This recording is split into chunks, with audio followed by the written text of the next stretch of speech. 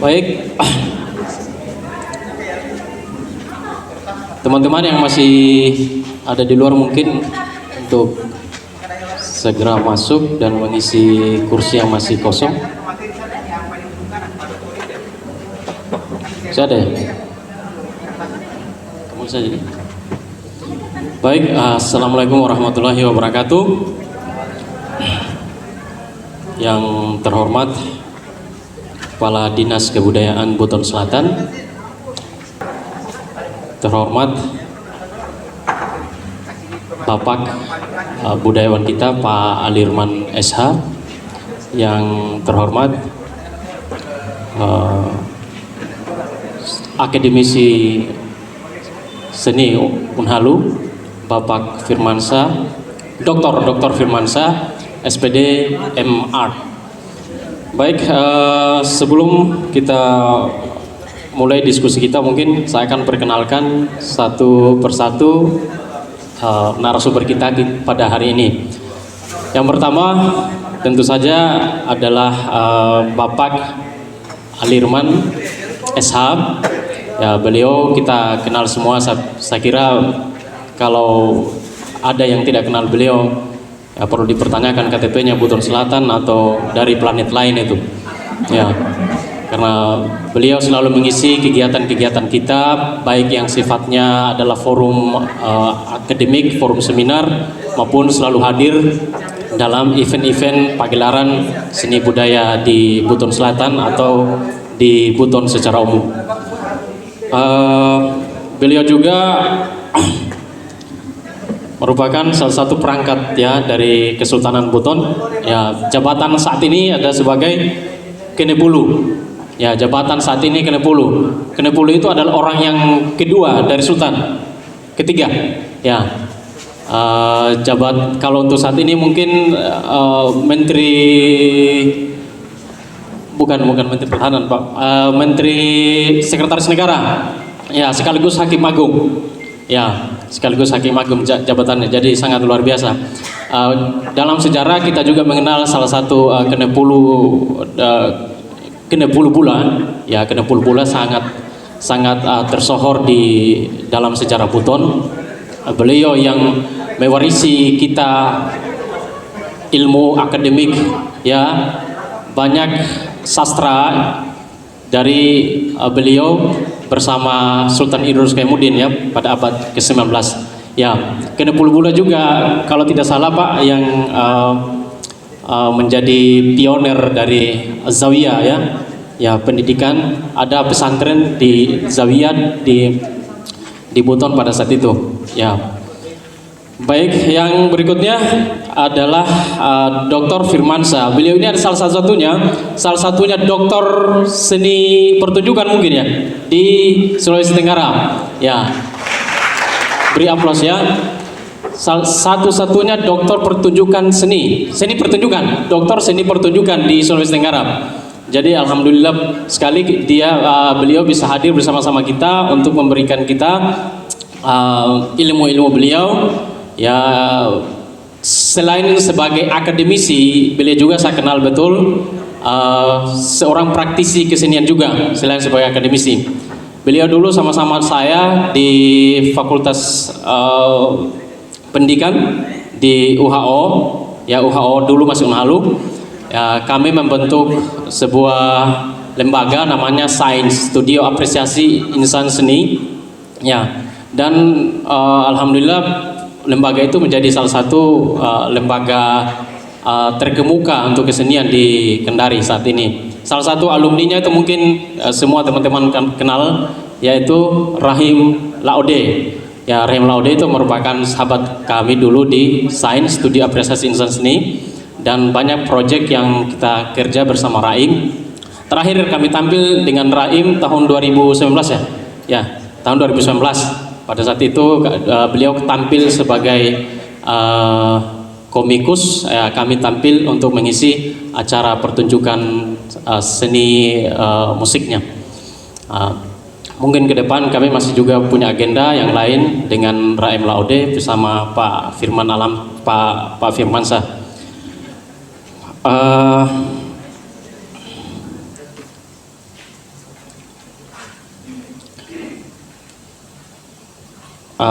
teman-teman, sebenarnya saya mau memberikan sebelum masuk ke materi di dua pemateri ini, saya mau kasih kita beberapa program dari Kementerian Pendidikan dan Kebudayaan ya, terkait dengan khususnya mungkin di bidang kesenian, supaya teman-teman sanggar, teman-teman komunitas budaya juga punya pengetahuan dan punya target-target ke depan, kira-kira dalam di beberapa program kementerian itu kira-kira apa yang cocok yang bisa kita usulkan untuk sanggarnya ya. Sekarang atau mungkin atau sesi berikutnya ya Pak? Sekarang saja. Baik. Ada beberapa program dari Kementerian Kebudayaan. Kebetulan saya sudah 3 tahun ini sebagai penggiat budaya Sulawesi Tenggara, khususnya di Kota Bau-Bau dan Buton Selatan, sebagai perpanjangan tangan dari Direktorat Jenderal Kebudayaan Kementerian Pendidikan dan Kebudayaan.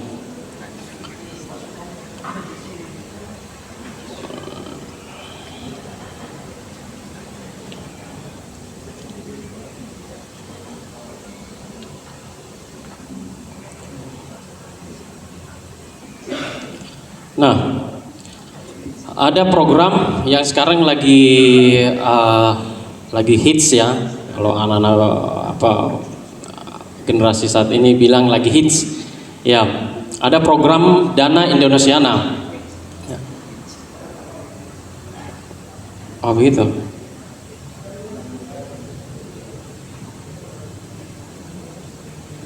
Bisa sepertinya.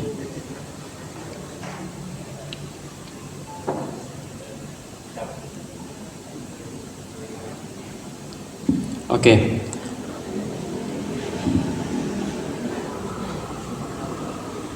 Pertama yang sudah dibuka untuk tahun 2023 adalah beasiswa pelaku budaya. Nah, beasiswa pelaku budaya ini adalah salah satu skema dari sekian banyak skema yang ditawarkan oleh Kementerian melalui Dana Indonesiana. Jadi teman-teman, Dana Indonesiana itu merupakan dana abadi yang tidak akan habis, yang memang diporsikan untuk kegiatan pemajuan kebudayaan di Indonesia. Kerjasama dengan Kementerian Keuangan. Tahun lalu itu dianggarkan sekitar 3 triliun, untuk tahun ini 5 triliun. Jadi ditingkatkan. Ya, tidak bisa dikurangi, hanya bisa ditingkatkan. Jadi tahun depan lagi mungkin akan ditingkatkan 6 sampai 7 triliun. Nah, kita bisa bayangkan bahwa dana yang sebanyak ini kita di Buton Selatan, kita tidak mengajukan sesuatu untuk bisa mengambil dana yang sebanyak itu. Nah, tapi sayang sekali sebenarnya sudah banyak skema yang ditawarkan. Dari 11 skema itu sudah banyak yang tutup periodenya. Ya, yang masih buka itu ada sekitar 3, yaitu kajian objek pemajuan kebudayaan, kemudian pendayagunaan ruang publik dengan pendampingan karya untuk distribusi internasional. Baik, saya satu-satu saya tampilkan, saya jelaskan. Nah, beasiswa pelaku budaya. Beasiswa pelaku budaya ini dikhususkan untuk teman-teman yang memang selama ini berkontribusi banyak, berperan aktif dalam pemajuan kebudayaan, baik di tingkat kabupaten, provinsi maupun nasional. Saya jelaskan saja lewat kesalahan teknis. Baik, beasiswa ini bukan beasiswa degree ya, bukan dia beasiswa yang ada apa namanya. Jadi dia istilahnya beasiswa non degree ya. Periode jangka waktunya itu ada 1 bulan sampai 4 bulan. Ya, bisa dilihat di Dana Indonesiana.com, nanti dibuka saja di websitenya. Berikutnya, selain beasiswa juga ada dokumentasi pengetahuan karya maestro. Ya, kemarin untuk kategori ini kita sudah dapat ya pembuatan film Mayasa di Hendea ya, yang dilakukan oleh saudara kita di Kendari, beliau juga orang Buton Selatan, yaitu Arif Relano Laoba, ya. Itu salah satu contoh dari dokumentasi pengetahuan karya maestro. Ya, anggarannya lumayan, 275 juta untuk pribadi. Ya, kalau yang usulkan itu komunitas atau lembaga, anggarannya lebih banyak lagi, 500-an sampai 700 juta.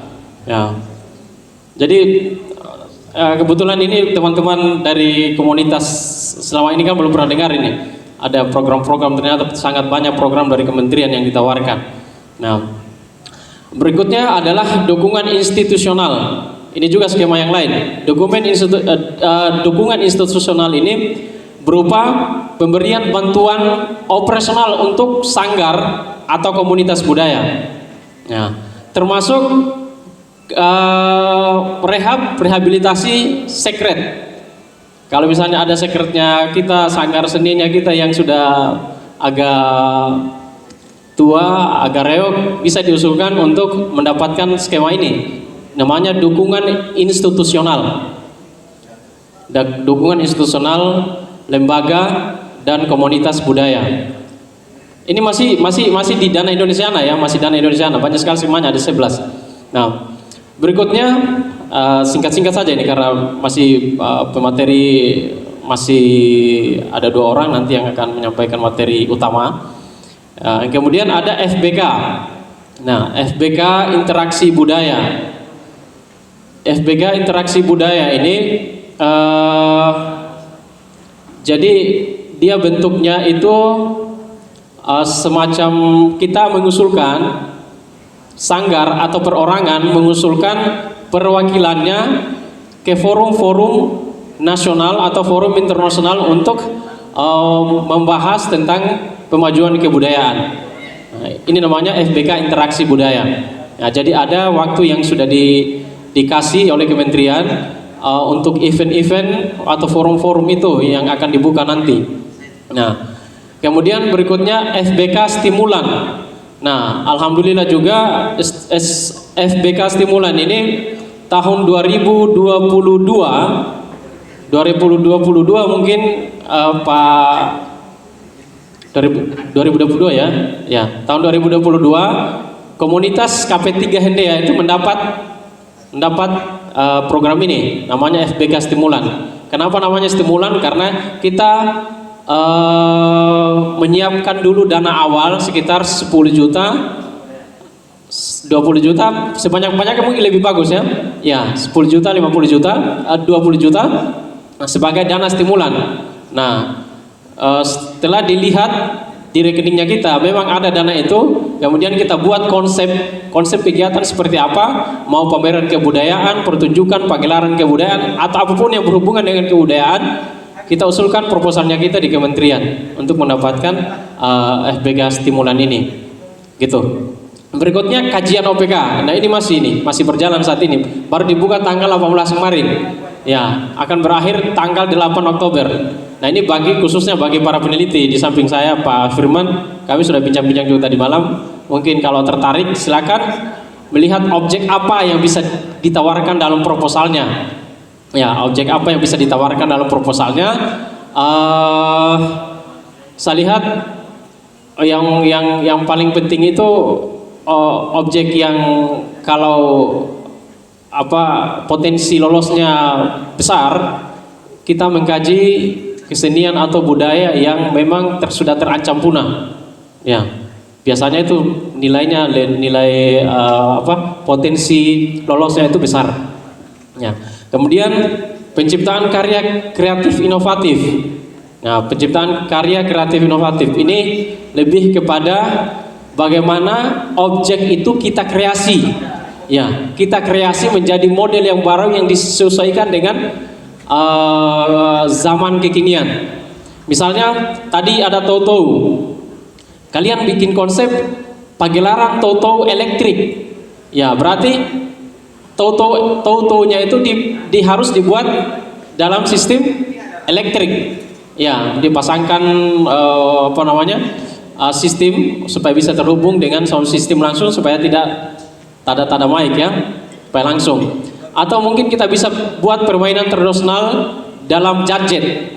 Ya, kita buat dalam media handphone, media Android.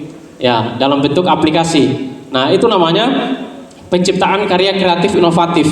Ya, jadi objek budaya itu dikreasi sedemikian rupa sehingga bisa sesuai dengan keadaan atau kebutuhan zaman. Gitu. Berikutnya ada pendampingan karya untuk distribusi internasional. Nah, ini sebenarnya sangat bagus ini, tapi kompetitif juga sih sebenarnya pengusulannya, karena dia tingkat internasional. Kita membuat konsep pertunjukan, kita membuat konsep pagelaran, dan kemudian kita mendaftar di event-event luar negeri. Ya. Event luar negeri itu banyak sekali. Ada kemarin kita mendaftar di FFT, ya, Tongtong Fair di Belanda. Tongtong Fair di Belanda. Dananya ini, yang penting kita sudah dinyatakan lolos oleh panitia di luar negeri. Nah, suratnya itu dijadikan sebagai bukti bahwa kita menjadi peserta dari event tersebut. Nah, kalau sudah ada surat dari panitia di negara tersebut, kita sudah bisa mengusul program pendampingan karya untuk distribusi internasional ini. Ya, ada juga Festival Indonesia di Australia, ada juga pertukaran budaya di Filipina, ada juga pertukaran budaya di Turki. Bisa dicek. Teman-teman bisa mengakses itu, bisa mengusulkan. Nah, ketika kita tidak punya dana transportasinya atau persiapan yang lain-lain, kita tidak punya untuk ke luar negeri karena besar sekali, maka kita bisa mengajukan konsepnya kita itu di pendampingan karya untuk distribusi internasional, gitu. Tapi syaratnya satu, bahwa kita sudah dinyatakan lolos oleh panitia di negara tersebut. Tuh. Kemudian berikutnya adalah pendayagunaan ruang publik. Ini besar sekali, sampai 1 miliar nih, pendayagunaan ruang publik. Satu usulan kalau dinyatakan lolos itu sampai 1 M, besar sekali. Bagaimana bentuknya pendayagunaan ruang publik? Biasanya kita lihat, misalnya lapangan Lakarada yang selama ini mungkin tidak termanfaatkan dengan baik, ya. Bisa dimanfaatkan dalam periode kita buat satu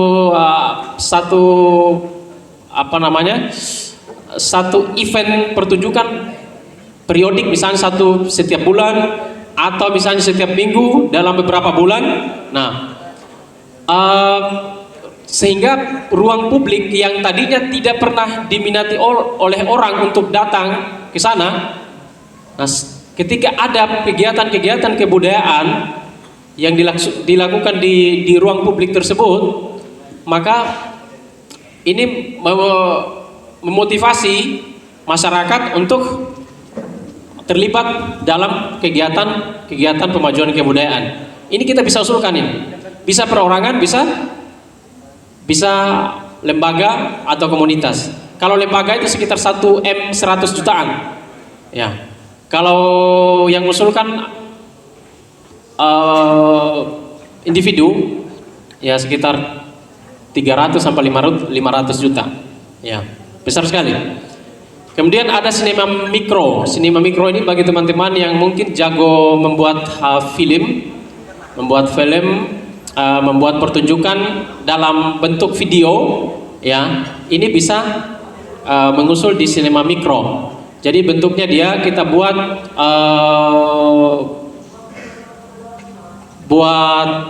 semacam bisa pertunjukan, bisa pameran, tapi dibuat dalam video. Ya, bisa juga nyanyian tradisional, ya kayak tadi tuh digabung, dikolaborasi dengan objek-objek yang lain, dipadukan dalam satu video. Nah, kemudian video tersebut diputar di desa-desa, diputar di kecamatan. Nah, sehingga ruang-ruang di desa itu, forum-forum di desa itu menjadi ruang-ruang sinema. Jadi kita bisa bukan hanya kita menyaksikan sinema di Lipo Plaza, atau di Hollywood Kendari, tetapi di kampung-kampung juga kita punya sinema. Ini kayak begini saja kita manfaatkan, ya, untuk memanggil teman-teman masyarakat di kampung. Ini namanya sinema mikro, ya gitu. Tapi ya syaratnya tadi itu harus memang jago membuat visual ya, karena dia basisnya adalah audio visual, gitu. Nah, program yang lain selain Indonesiana ada program Lin Mantara, Lomba Inovasi Musik Tradisi Nusantara. Ya, ini harus sesuai dengan agak kompetitif juga, karena harus sesuai dengan inovasi dan sekreatif mungkin kita membuat pertunjukan sehingga bisa lolos. Kemudian ada GSMS, ini penting untuk sekolah-sekolah, gerakan seniman masuk sekolah. Misalnya ada maestronya kita, maestro gambus, maestro sare-sare. Beliau-beliau ini kita ajukan ke sekolah untuk mengajar langsung anak-anak sekolah. Ya, namanya gerakan seniman masuk sekolah. Gajinya itu tidak usah khawatir. Sekolah tidak usah khawatir, gajinya mau diperoleh dari mana ini? Dikasih dari mana gajinya? Itu ditanggung oleh kementerian. Namanya gerakan seniman masuk sekolah. Atau yang jago tari mungkin, ada guru tari di sini, bisa mengajukan gerakan seniman masuk sekolah. Tapi kerjasama antara dinas kebudayaan dengan dinas pendidikan, karena terpisah kita ya, dinas kebudayaan dan dinas pendidikan. Nah, pendanaannya nanti diatur kementerian berapa, pemerintah daerah berapa. Itu namanya gerakan seniman masuk sekolah. Mungkin masih banyak sebenarnya, masih banyak sekali program-program yang teman-teman bisa yang harus ketahui dan bisa ajukan. Tapi karena waktu yang terbatas, mungkin kalau ada forum yang lain kita bisa diskusi banyak teknisnya seperti apa, skema-skema yang ditawarkan, program yang ditawarkan oleh kementerian tersebut. Baik, untuk lebih mengefisienkan waktu, saya persilakan untuk ke materi pertama.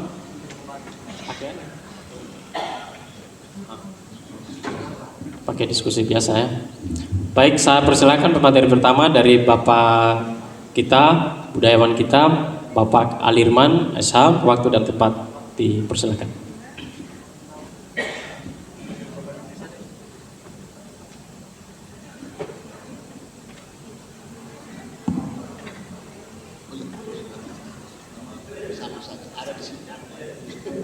Terima kasih.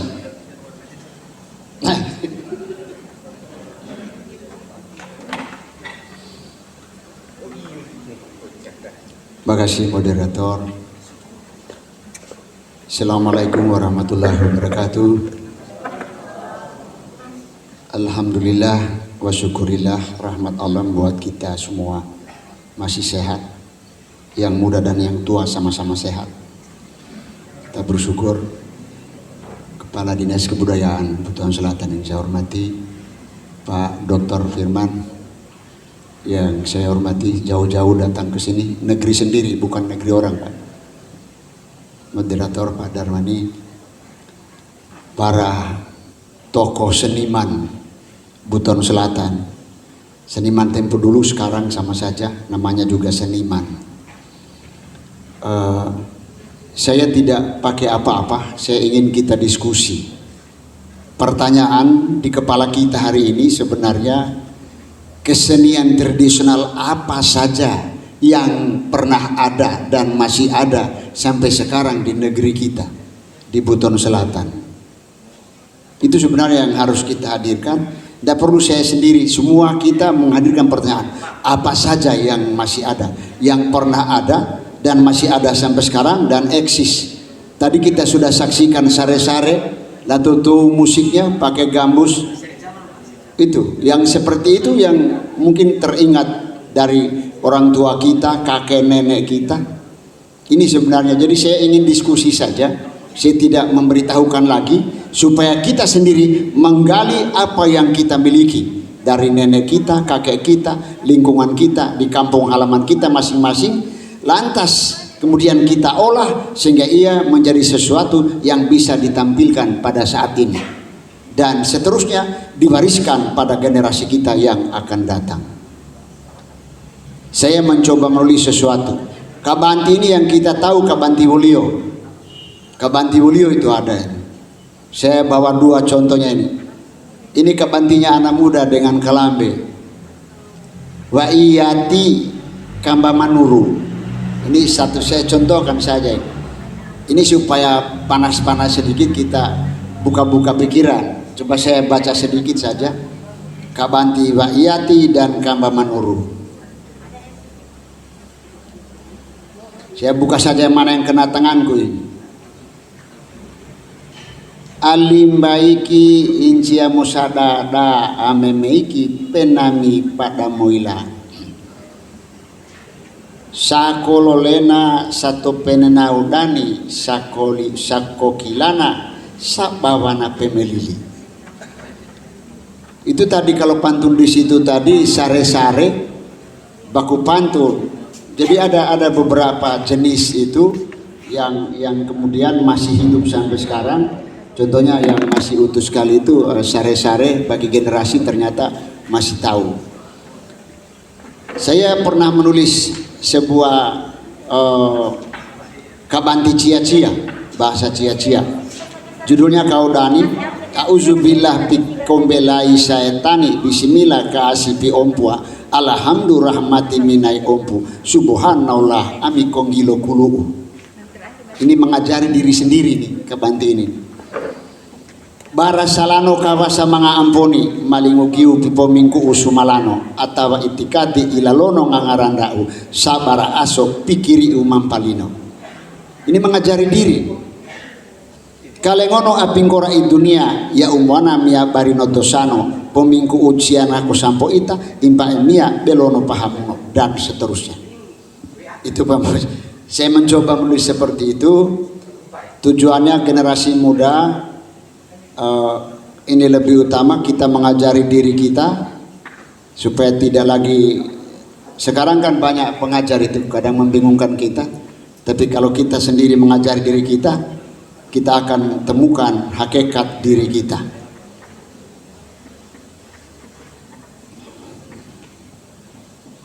Nah, hari ini saya katakan kita diskusi supaya jangan saya saja yang bicara. Tadi saudara saya ada urusannya Pak Pemilih di DPR itu ada para kepala desa.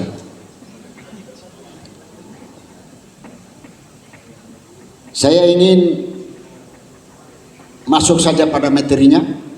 Beberapa kesenian tradisional Buton Selatan. Tadi sudah ada yang di daftar ya. Sudah ada. Tapi masih banyak yang belum. Kadang-kadang kita Buton Selatan ini 7 kecamatan. 7 kecamatan bahasanya 3 bahasa. Bahasa Wolio, bahasa Pancana, dan bahasa Cia-Cia. 4 bahasa dengan bahasa istimewa, bahasa Busoa. Bahasa Busoa yang kamusnya dibikinkan orang Inggrisan. Ini luar biasa. Bahasa Wolio belum dibikin orang Inggris, bahasa Busoa sudah ada kamusnya. Dibuatkan orang Inggris. Kesenian yang masih ada di negeri kita mungkin kita sudah tahu. Kalau dalam urut-urutannya itu kita mulai dari seni rupa. Apa saja yang ada di wilayah kita kira-kira? Di Brengasi masih ada apa itu? Seni rupa, keterampilan. Jamdane mibasano kaswami kan? Sangkola. Anepo. Kalau di Siompu ini banyak ini keterampilan menganyam, bahasa Jalaja. Tidak tahu lagi generasi ini Jalaja. Masih tahu? Jalaja, wasa kulu-kulu, kapopore. Tahu kapopore ini? Yang biasa seperti tala tapi dia pendek. Talapai dudu. Ini seni rupa. Kalau melukis itu masuk dalam bentuk seni rupa, itu keterampilan warna yang mengajak mata kita melihat menjadi indah. Melukis itu adalah si bisu yang mengajarkan kepada kita untuk mengenal sesuatu. Bisu dia itu tidak bicara, tapi kita sendiri yang berbicara dengan melihat warna-warna lukisan. Itu sebenarnya. Jadi lukisan itu kalau kita lihat kadang-kadang belum kita tahu artinya, tapi setelah lama-lama kita tahu, oh na ana geraso kapo omba teka pingkan asba kacindole ko kalomba ya Romeo dengan lukisan. Kemudian di negeri kita ini ada ukir. Masih ada ukir, masih ada di kecamatan mana yang ada ukir? Di Sumbu tidak ada ukiran. Kalau yang masih ada yang saya lihat dulu ukiran di tempat kita ini, kan ini langsung Buton Selatan tradisional, saya tidak membias kemana. Itu ada ukiran gerbang pintu masjid lama yang sudah dibongkar, Langgara di Mambulu itu masih ada ukirannya. Ukiran lama itu, umur masjid itu berapa ratus tahun lalu. Di Masjid Wawangi itu juga ada ukiran itu di pintu masuknya. Itu seni rupa tradisinya negeri kita. Kemudian seni yang lain yang masih ada ini seni tari. Tadi sudah disebut. Seni tari ini adalah gerakan yang memberitahukan kita tentang rasa hati orang. Gerakan bercerita tentang suatu keadaan, itu seni tari. Jadi dengan lomba pilengko-lengko so pati-pati lili mana teman-teman ya mangabe Romai. Ini yang guru silat ini kan tahu bunga kalambe dan sebagainya. Tari yang masih ada di negeri kita ini seperti Batanda tadi sudah ditulis, Linda, Mangaru, Pomani, Ponare, Ngibi, Pajoge, Gule-gule, Lareangi, Penumbe, Cungka, Badenda, Sawa, Banda, Tiga Jiku, Kici-kici, Balumpa. Ini seni tari masih ada yang lain. Ini yang perlu kita lestarikan. Jadi kira-kira kalau misalnya generasi sekarang yang masih bisa ditahu pukulan gendangnya, gerakannya masih ada di toko-toko ini, Sanggar Seni masih ada di Sanggar Seni, masih ada. Sulitnya tari tradisional kita ini, para penari-penari tua, cerita-ceritanya itu kadang-kadang orang-orang tua itu sudah pada berangkat pergi untuk selama-lamanya. Jadi kita tinggal mendapat ujung-ujungnya. Tari ini ada tarian yang sambil menyanyi seperti tari gule-gule. Gule-gule itu terdiri dari beberapa lagu. Ada 12 lagu itu di dalam tari gule-gule. Ada namanya Iam Pasara, Donda-donda, Limondo, Rabuna Ala. Itu nama-nama lagu. Satu lagu itu satu gerakan lagi.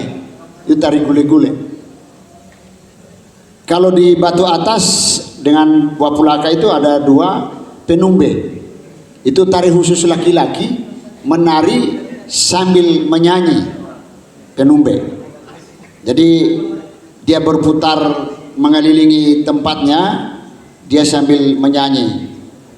Itu tari penumbe. Kalau tari cungka ini pemukul gendang yang menyanyi. Kalau badenda pemukul gendang yang menyanyi, ada penyanyi khusus di tempat memukul gendang diiring lagu. Sawa, Banda, Tiga Jiku, Kici-kici. Kici-kici ini badenda tapi baku antar-antar. Kalau sekarang mirip apa ya? Mirip ya, badenda itu apa, mirip ini yang apa, Haji Ali. Ya joget Haji Ali. Haji yang joget itu.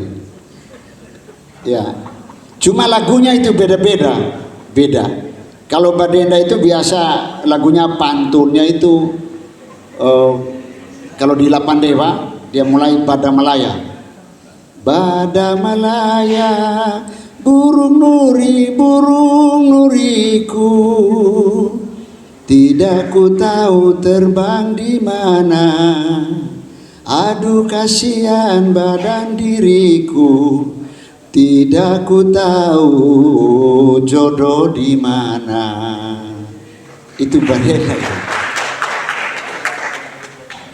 Kalau lagunya Sawa lain lagi ini dia. salenda sapu tangan, toki dindi toki ndamo, toki dindi toki ndamo, gasa gasa ia mau vite. Itu kalau dengar bunyi dinding katanya toki ndamo, mi gasa gasano, larinde mau vite mi gasa gasano, cono mi agaan. Ini mungkin ya gimana caranya bisa dihidupkan, ini hidup ini tari-tarian ini. Tari balumpa, ini tadi musik yang sare-sare itu tadi, itu kaki saya sebenarnya tidak aman di bawah meja. Kalau dulu kita pakai musik petikan gambus begitu, kita sudah balumpa. Masih ada yang tahu tari balumpa di sini? Ada? Bukan juga badenda ya, beda balumpa itu. Siapa yang tahu tari balumpa? Itu balumpa. Balumpa itu sede dia. Sede, bukan, kalau badenda tidak. Dia sede. Itu tari balumpa. Musik seperti tadi.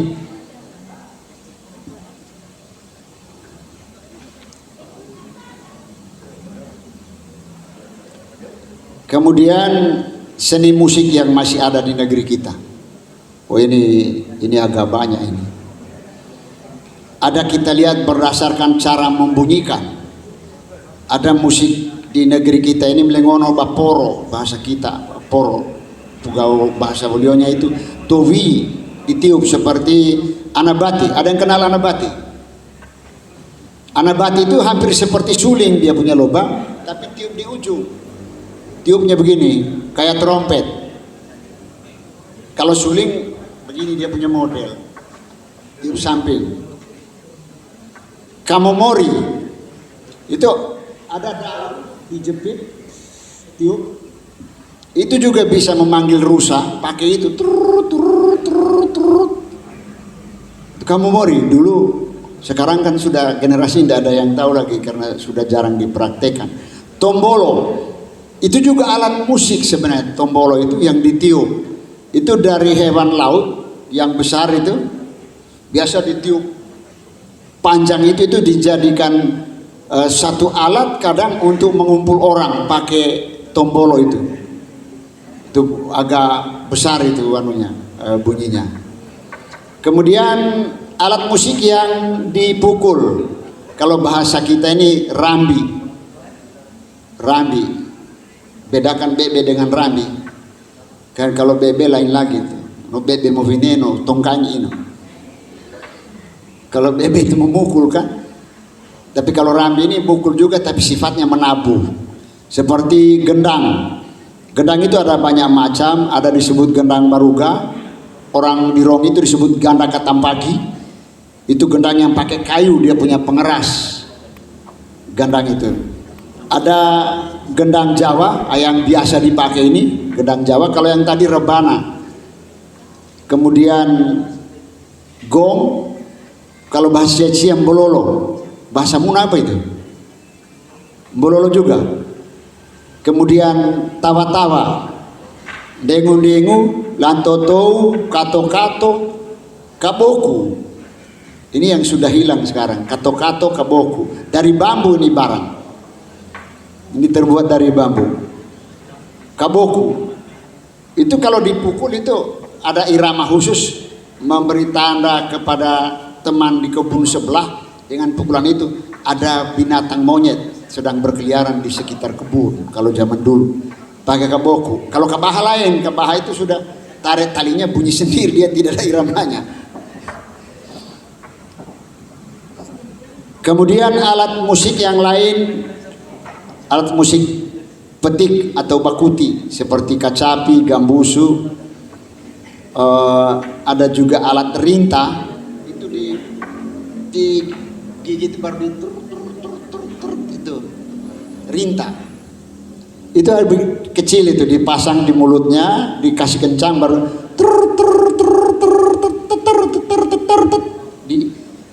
itu alat-alat tradisional dulu. Kemudian yang digesek raba atau biola. Kalau di Gunung Suk ada alat musik itu namanya mangkona, itu dari mangkok biasa, sekarang sudah jarang jadi semangkok gitu. Itu dia pencet khusus, jadi bunyi terung, deh tuh, dia putar itu di pinggirnya mangkok itu bunyi panjang. Ini membutuhkan keahlian. Kemudian vokal, lagu tradisi. Ya di sini yang banyak ini. Lagu tradisi ini kalau kita dari kecil mungkin masih ada yang ingat. Biasa nenek ya, kadang mama juga. Memang karena saya lahir tahun 70 tahun yang lalu lebih, jadi mungkin tidak lagi lagu itu sekarang. Biasanya kalau masih kecil itu nenek-nenek dia bawa kita ada 3 itu. Yang pertama bue-bue, yang kedua cula-cula, teka-teki cerita.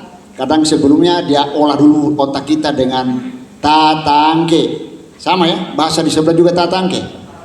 Tatangke. Nah itu kadang diolah dengan itu. Tatangke.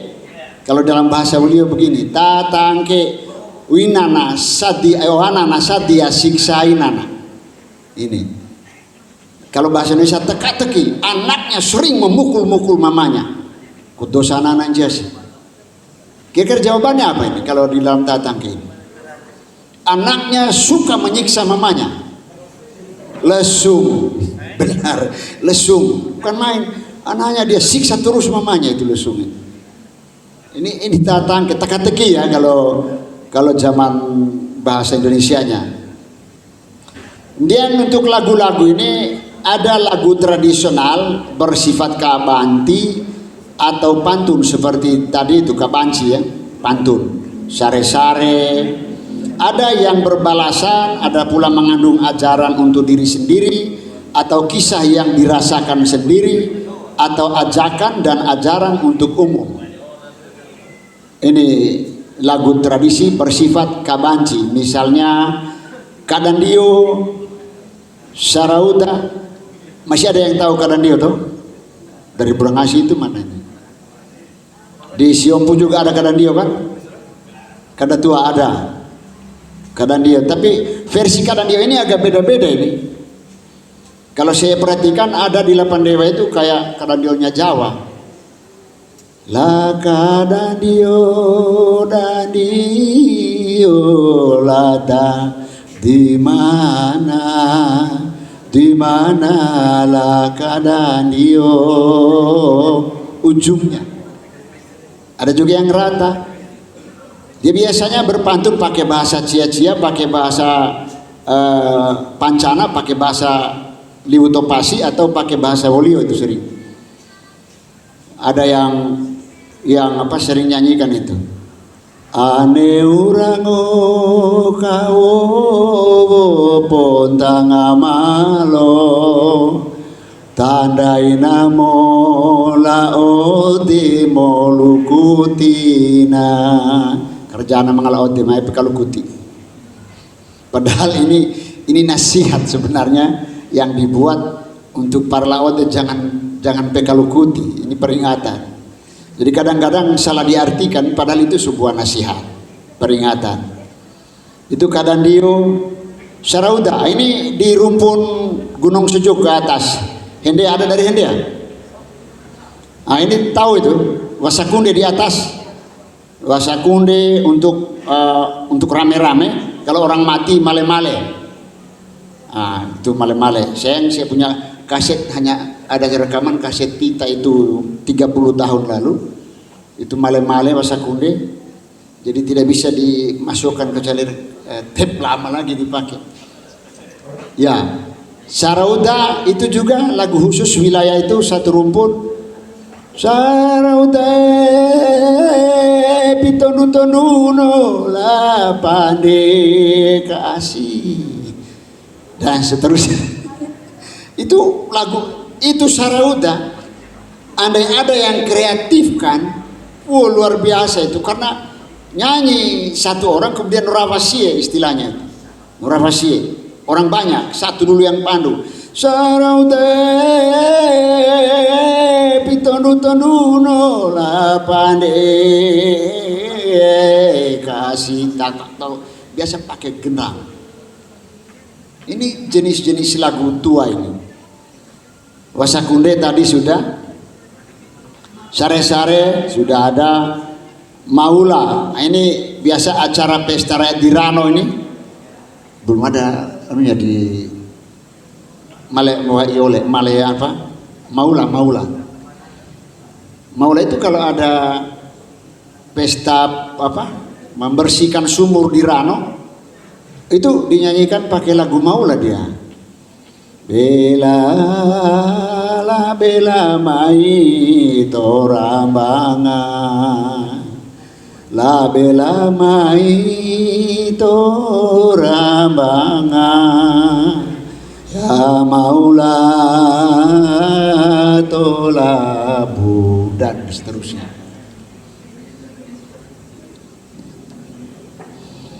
Jadi kemudian masih banyak lagu lalingkes, nanti di inventaris dicari masing-masing kecamatan. Kemudian lagu pengantar tradisional, tari tradisional, ada lagu pengantar tarian itu seperti lagu pengantar tari tadi yang saya sudah sebutkan, seperti kemudian lagu yang dinyanyikan di sambil menyanyi itu seperti penumbe. Kemudian lagu dalam legenda atau cerita, Wandiu-diu, Wakamause, Poenggotutu, Kandola-dola. Ini lagu dalam legenda cerita, ini lagu-lagu lama ini. Kemudian ada juga lagu dalam permainan tradisional. Ini permainan tradisional banyak lagu-lagunya, ini lagu-lagu singkat. Ada angka karaka, biji bepaji, simpas tali, beli bangkanari, ada itu. Itu lagu-lagu rakyat, munte-munte gala, gala masibamba, komina, banyak ini. Kokia kia maranca-ranca, ise ene lua empato laila bunga, dan semuanya berhitung. Cuy la munte la loya, dan sebagainya. Umbo la amutina to bungkula ihoi, dan seterusnya. Ini lagu-lagu rakyat, tetapi ini cerita ini. Kumbu lewa panda tainam borogoko ya lewa, macam-macam. Jadi ada banyak hal yang memang perlu digali di negeri kita ini untuk kemudian kita kembangkan. Nah, itu harapannya. Saya kira ini saja yang bisa saya sampaikan. Nanti sebentar dia berkembang sendiri dalam diskusi. Terima kasih, mohon maaf segala kurangan. Billahi taufiq wal hidayah. Wassalamualaikum warahmatullahi wabarakatuh.